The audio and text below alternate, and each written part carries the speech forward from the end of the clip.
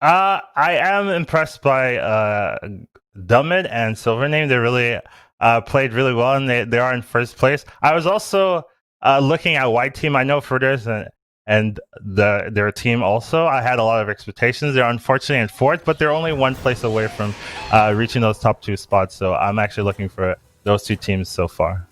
And speaking of Ritterus, we are seeing him once again. Now he is on Millhouse and has picked up not a token, which always feels bad with Millhouse in terms of economy, but the next best thing.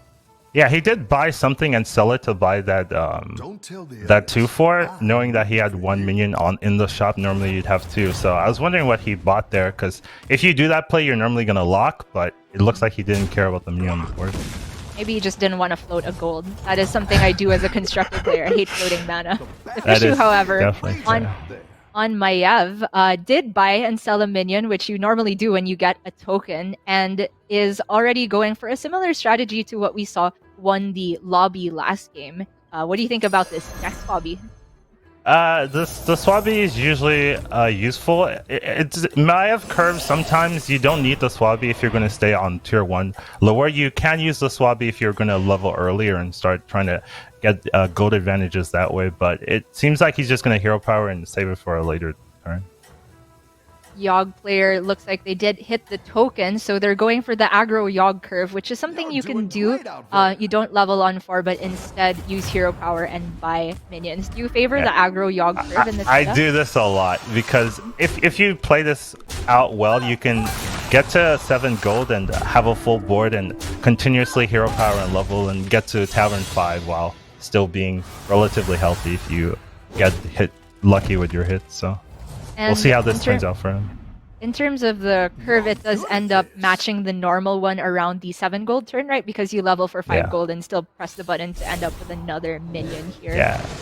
Does the Dex Swabby ever change anything here? He's getting so lucky. So he started with the Wrath Reaver and has hit 2 demons already. He's so strong. This turn probably strongest in the lobby right now. Definitely seems like it. He's going to face off against Fritterus on the Millhouse, which is bad news for any Fritterus fans out there, but we'll see if he was able to make use of his own demons, because he did start off with a Vulgar Homunculus.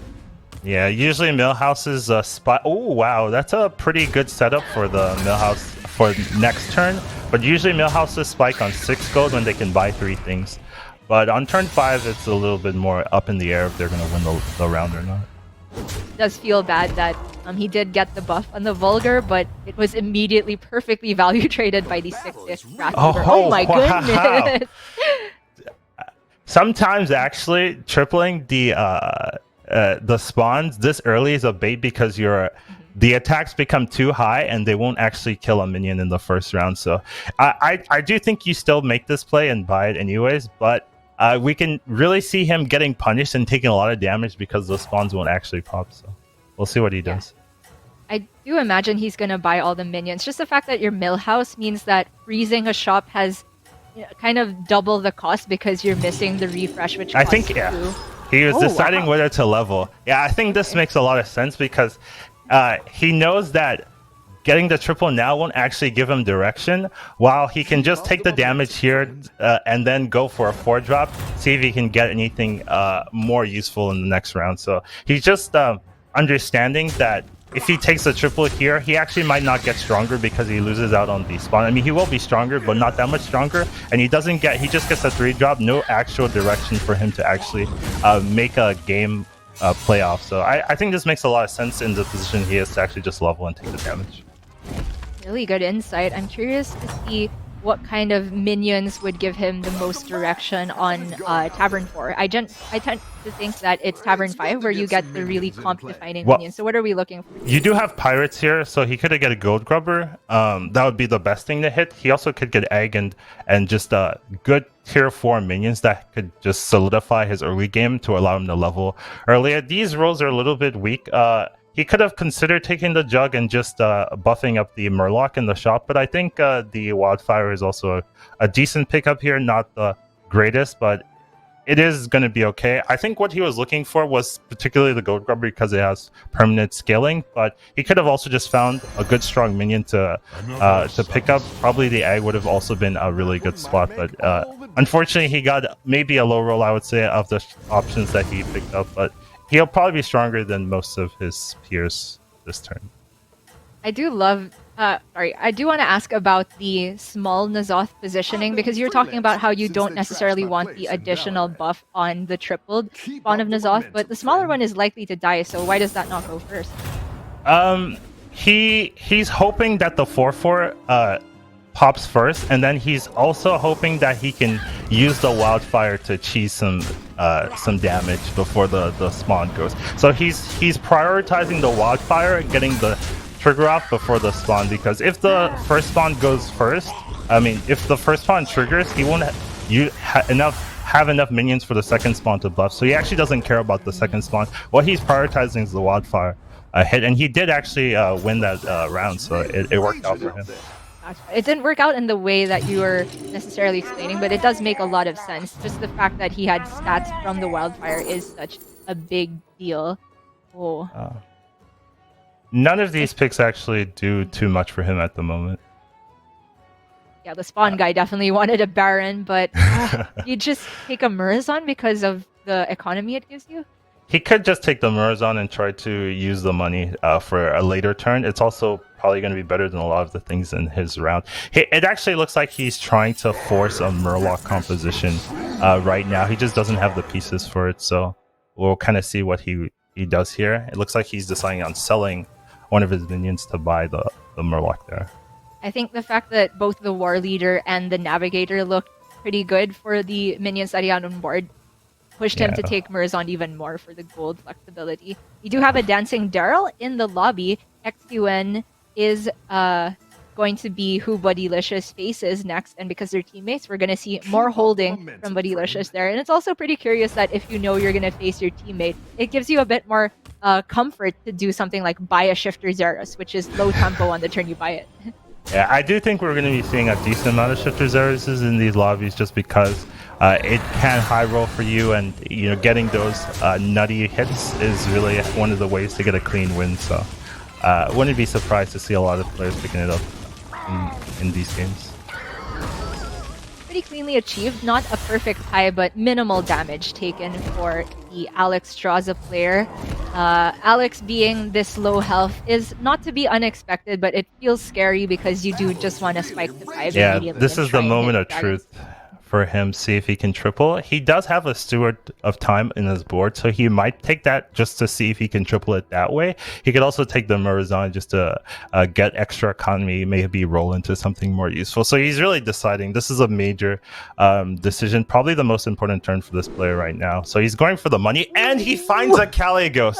I looked recently. The percentage to find a Caligos is super low, probably around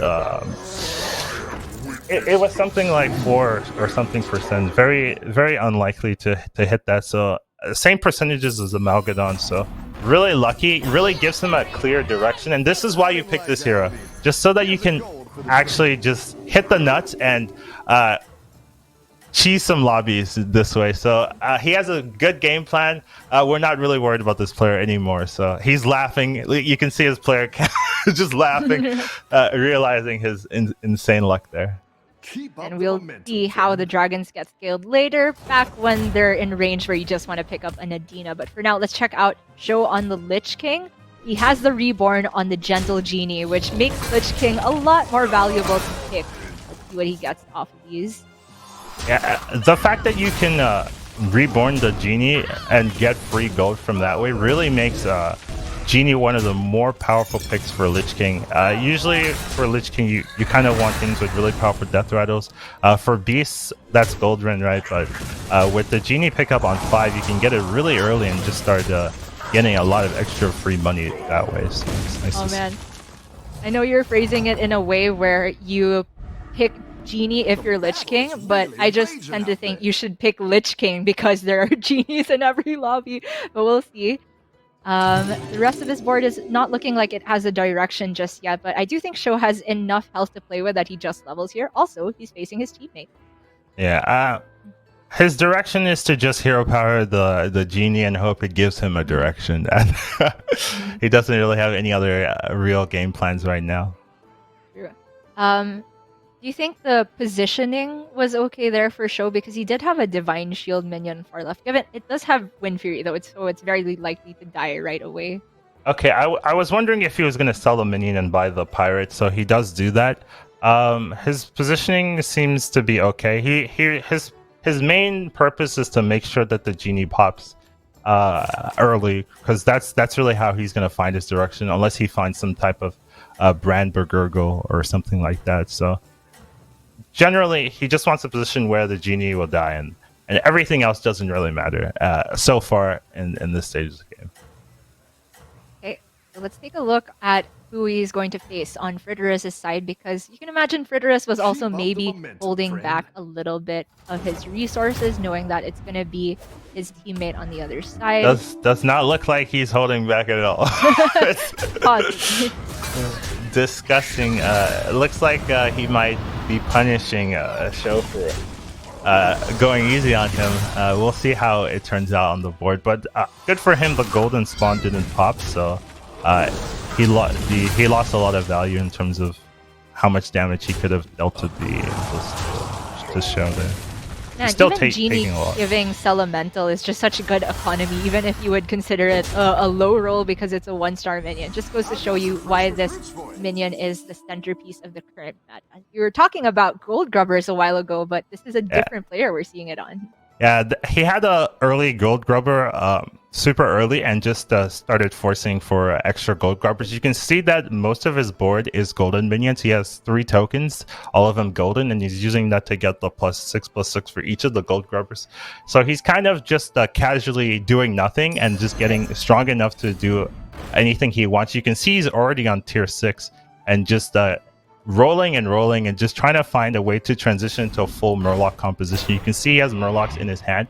He's just waiting until the Gold Grubbers get good enough that he can, or find the pieces that he needs, probably a brand, to transition everything out and just make a Murloc composition with maybe a golden Gold Grubber as the extra scaling. So, ooh, that's an interesting play.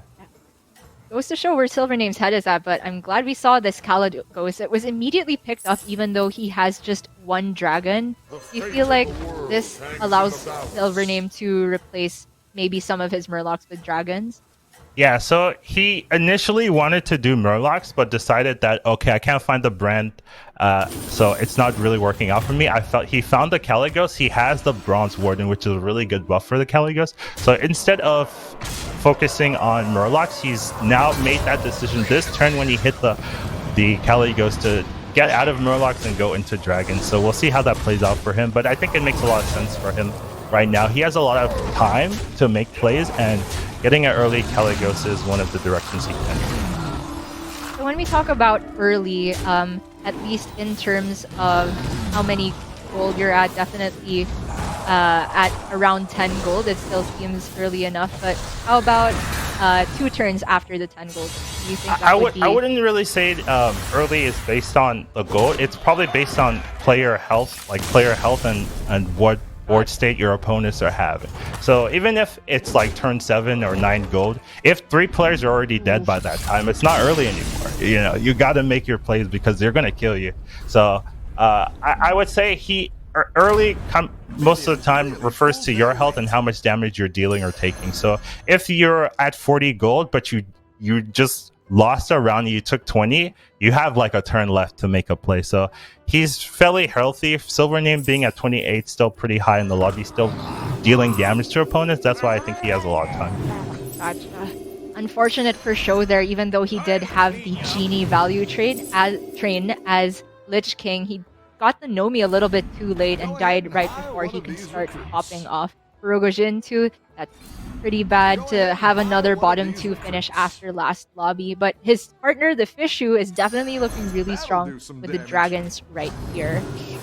Yeah, he's got a clean Kaladgos. You can see in the lobbies, there's been a lot of Kaladgos gameplay, right? A lot of people were saying that, dragons wouldn't be as strong because elementals scale really quick and really efficiently, but you can kind of see in these high-level lobbies, the power of Nadina just overshadows whatever the elementals can do, especially if you find a poison Amalgadon with a refresh. So Dragon's still not out. We saw Fishu at the end there, hero powering the Murloc as another battle cry and sometimes for more economy. But do you think that there was any potential to hero power the Ghoul just to have it in his back pocket as a tech choice?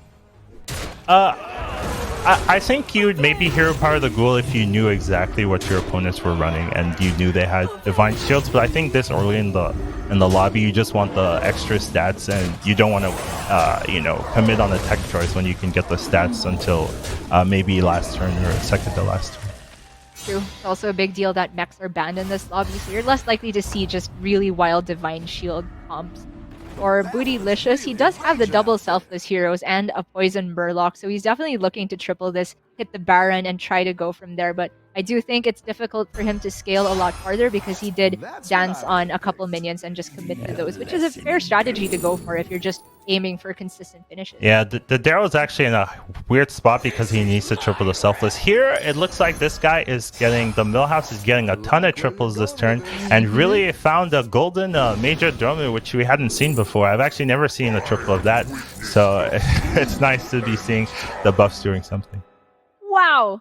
I mean, normally I'd be very excited about Kalagos as Millhouse, but he doesn't have a Dragon comp at the moment. It's still gonna continuously buff his Amalgadon, which is better than... didn't even want it. Wow, okay. He didn't even want it. I think that's fair, because it's only a +1/+1 buff at the moment, so it doesn't do too much, but it's funny to see.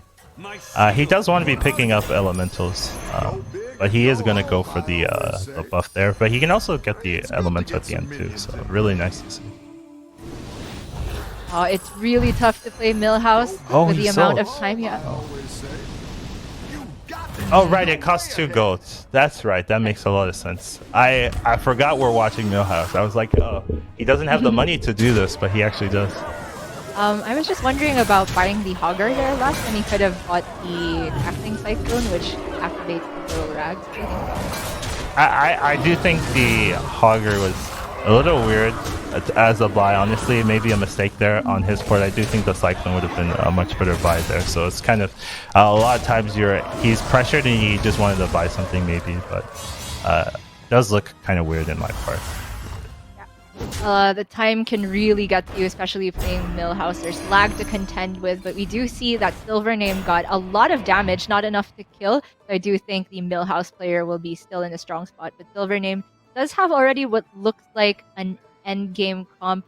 I do expect that the cycle slot will be the Annihilan Battlemaster. Yeah, for sure. He's running it back with the same comp he used to win. Another Dragon comp with Nadina with Golden Amalgadons. He knows the game plan and he's executing on it perfectly so far. So looks to be a nice game for him. Definitely one of the boards to watch. Probably will be seeing him most likely unless somebody finds a magical board. Because that golden Gold Grubber is really doing a lot of work for him. To be a big safety net in the mid game while he spikes or skills up the dragons. So pretty insane. The only question here for me is he supposed to drop the second Nadina on this board? Because that kind of means that that's your board, right? You're a bit locked, and if you drop the second Nadina, you're gonna have to sell something the next turn that you don't necessarily want to sell. Yeah, you'd make this play if you are not sure you're going to die, or if you're not sure you're going to win. If you guarantee he wants to secure top 4. I think that's the reason. He wants to knock a player out. He wants to secure top 4. He doesn't really care because once you secure top 4, the points are relatively the same, right? So he just wants to make sure he wins this board. I don't think he needed to do it, but I do think it's a smart play just knowing that if he wins this round, he'll get top 4 and he'll secure the points for his team. So makes sense. For the context of this lobby, it makes a lot of sense. And maybe he did kind of need to do it. These dragons were taking some value trades. That's true. He might have. Well, you got to remember he has that Gold Grubber at the end, right? That would have cleaned up almost everything that the opponent had. So he didn't need to do it. But I do think it is a good play and a safe play, especially when the points aren't as dramatic as you have to get first and second.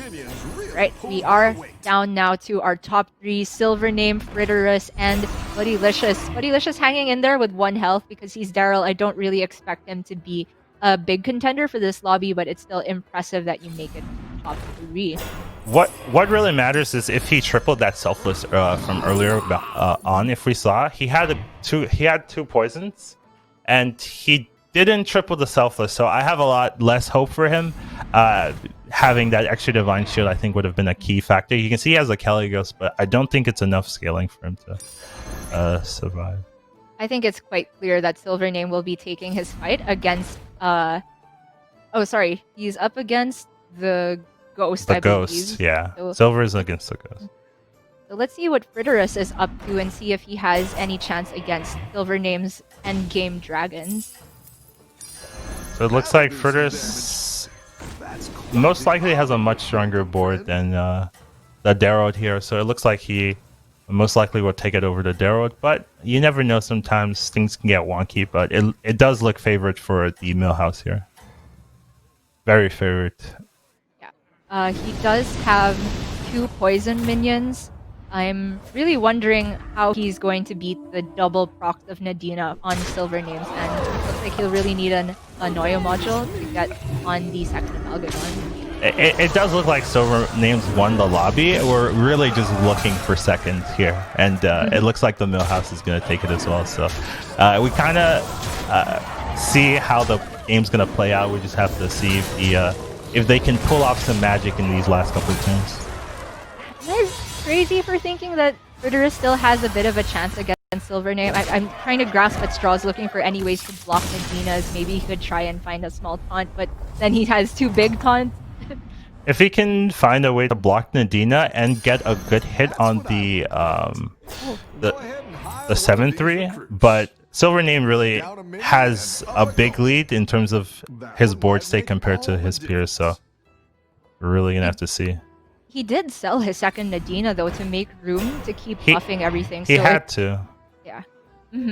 He definitely did in order to keep scaling, but I think it's gonna be important for him to try and find another one potentially. Yeah, he does have the selfless. Oh, he does find the second Nadina, so he is lucky in that regard.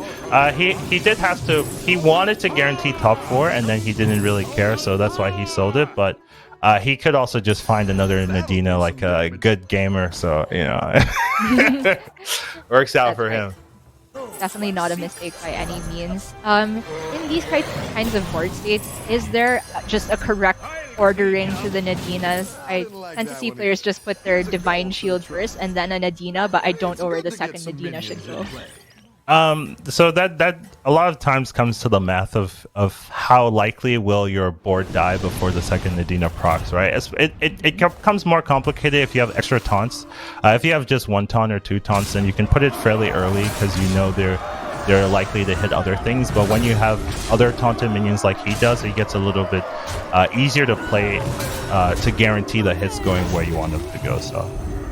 It looks fairly correct to me. I don't really see any issues with his board placement, and yeah, it looks like Silvername's got the big lead here, going for another victory. 2 first places in these 3 lobbies. He's really showcasing his talent for both Constructed and Battlegrounds.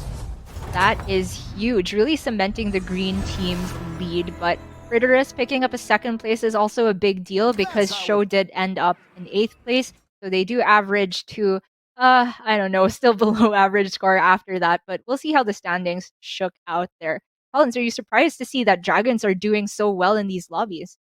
I'm not surprised to see that. I think the elemental nerfs actually did hurt the elementals a lot more than I initially thought they were going to. I thought the Jhin being at 5 would allow people to just still make the same boards, just rely on a little bit more RNG, but it really does seem like putting Rag to 6 did nerf the elementals, that it's not as easy or free to just force elementals and make it work in any which way. So it seems like Dragons are kind of taking the lead back. If you can get an early Caligos, it's still very, very easy to play from that point, where some of the other compositions are a little bit more difficult to execute if you don't have the clear direction that the Caligos